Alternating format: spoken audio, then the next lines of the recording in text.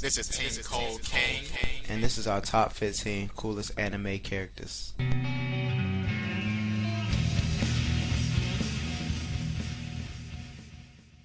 Number 15, the Road Trace.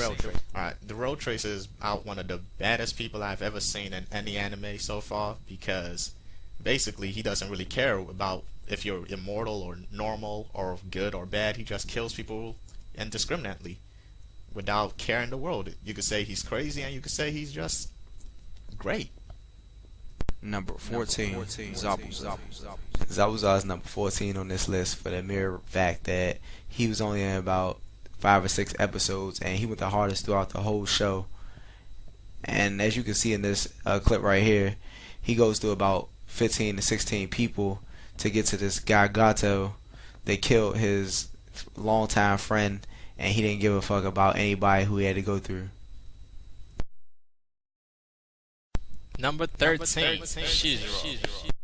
Now, Shizuru is on this list because basically the only reason why this guy is so strong is because he basically has the worst temper in all of the known world. And every time he throws a temper tantrum, he picks up things that are so heavy that he could barely handle the weight and breaks his own bones. And from then on, he heads to the hospital. And when every time his bones heal, his muscles get a little bit stronger. So he just basically turns into some superhuman freak. Number 12, Von Hohenheim. Hohenheim makes number 12 in this show because him and the main villain of this story are basically on equal levels.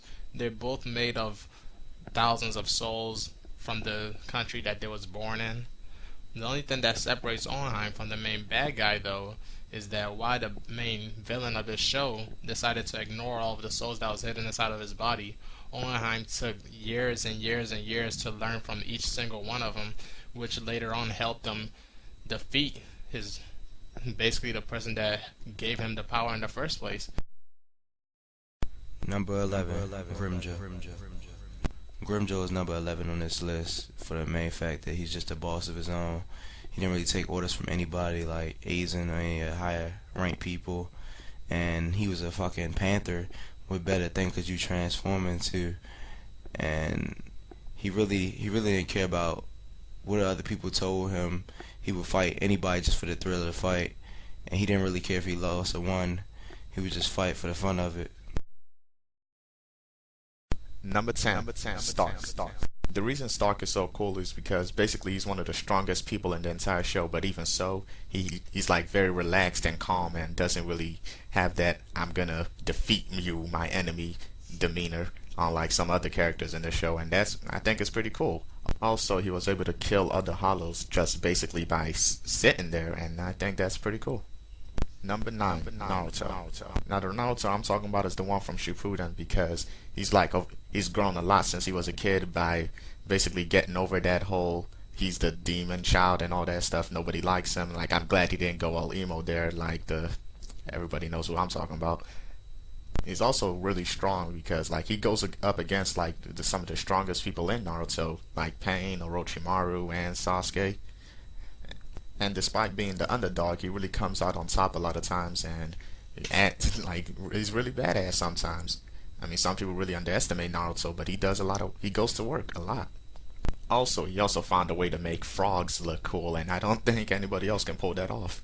Number 8, Roberta. So basically, Roberta was like a one-man army, if you could say. Her nickname was the Bloodhound, given to her when she was a militia in the army, and she'll go through anything to get to her objective, kill anybody, really doesn't care about anything else except what she's trying to do at that moment, and she just was really a vicious character in the show. Number 7, Rock Lee from Naruto. Rock Lee is on this list because he's one of the coolest people in this show in my eyes. He doesn't have any genjutsu powers, or he can't use any techniques at all. But to compensate for this, he decided to make his muscles stronger and work real hard on his physical strength, and he became one of the stronger people in the show. He was pretty close to defeating one of the main bad guys of the show at the time. When his character was first introduced, a lot of people underestimated him because of his strange appearance, like not knowing how strong he really was. His main strength comes from his speed. He walked around throughout the whole show wearing like 1,000-pound weights, but nobody ever knew. And when he took it off, he just became like a complete boss. Number 6, Ling Yao. Now, when I say Ling, it also includes Greed because they're kind of like a package deal. Now, like this guy is like I think is like really cool because basically he was offered power, and instead of like thinking about the consequences, he just jumped right in it. He didn't care if he was going to be taken over by an evil spirit or anything, and he just jumped right into it and took the deal. And then here, this is where Greed comes in because he's also a really cool character before he changed or forgot himself. Like Greed is just like Greed, very greedy person, goes after anything he wants without care in the world. And like there's nothing cooler than somebody that doesn't lie about what he's trying to do. He says he's greedy, avaricious, and that's what he means. He's gonna go after everything he wants. And not to mention he's a pretty kick-ass dude because he fights like basically Wrath, I think a good 3 times in the show. He may lose sometimes, but like you don't get tired of watching him try. And he goes against his father, goes against I think Gluttony and Pride at some point in the show too. And like he's just really determined. I mean, I like the power too, the ultimate shield. That's just another cool sounding power. And I think that's basically enough to tell you about the greatness of Ling Yao / Greed. Number 5, Aizen. Aizen is on this list because when this character was first introduced, he was introduced as a good guy. Matter of fact, he was dead throughout most of the story. Everybody was trying to wonder who killed him, not knowing that he just faked his death and actually had like a bigger plan in store for everybody. And not just that, like the main reason why Aizen is like the coolest character in this whole show is this one scene right here explains it all.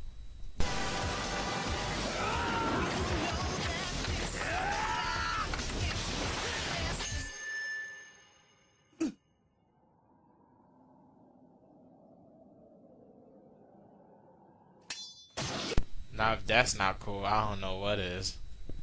Number 4, Mustang. Now, Mustang is number 4 on this list because basically he goes on a rampage in Brotherhood after the homunculi kill Hughes, just lighting all of them one by one on fire until they disintegrate and basically lose their life, even though they're kind of immortal. And he becomes the most threatened among all of them, and they try to find any way they can to stop him, but they really can't do anything about it, so they just have to like try to evade it. Number 3, Soro. Zoro's number 3 on this list because mainly he's just a real cool character. He never gives up. He loses fights sometimes, but really bounces back and comes back at them full strength. He trains hard all the time. He's only second command in his ship, so that tells you a lot about what they do. And he doesn't care about who he attacks, whether they be high in rank or low level people. He'll just do it for the fun of it. Number 2, Luffy. Now, Luffy's number 2 on this list because he always holds true to whatever he says he's going to do. If he says he's going to go save his teammate, he's going to save his teammate despite who gets in his way and whoever tries to stop him. If he sees anything that you're doing something wrong, he will hurt you. Despite if you're a royal, noble, whatever you want to call yourself, he will punch you in the face as hard as he possibly can and will not care about the consequences. Another thing about Luffy, and I think most people overlook this, his power is rubber, and that's pretty ridiculous. You never really hear about it, like the main hero having the power of rubber and being able to stretch. Like you'll think that's pretty stupid, but Luffy really knows how to use it, and he's able to fight and win with it. I think that's really impressive. That's not something you'll see in any other anime. And plus, I think the guy's pretty hilarious. And number 1, Edward Nugget, or Whitebeard. Now, if any of you have never watched One Piece, I recommend that you just look up Whitebeard on YouTube. I never liked One Piece either because of the funny way the characters looked until I actually saw a clip of this guy right here. This is the most epic hero that ever been in any cartoon that I've seen so far. He was just running through everybody. In his final battle, he had like 1,000,000 scars on his body, and he just didn't care. He put everything in the way just to rescue one of his teammates, and he didn't care who he had to go through.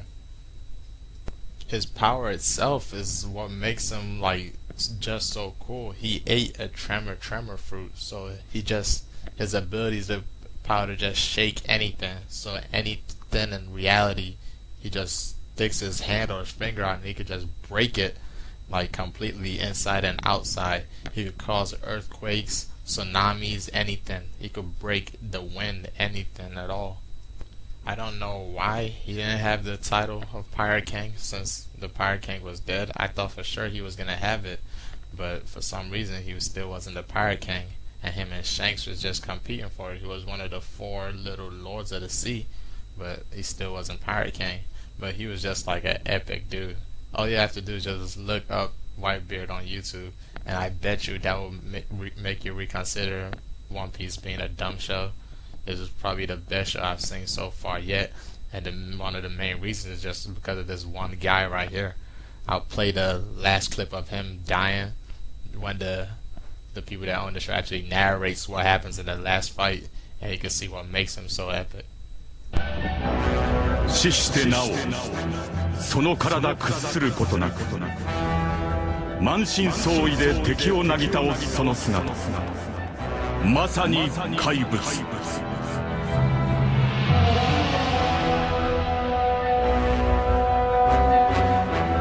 この戦闘によって受けた刀傷実に260と7たち受けた銃弾100と52発受けた砲弾40と6発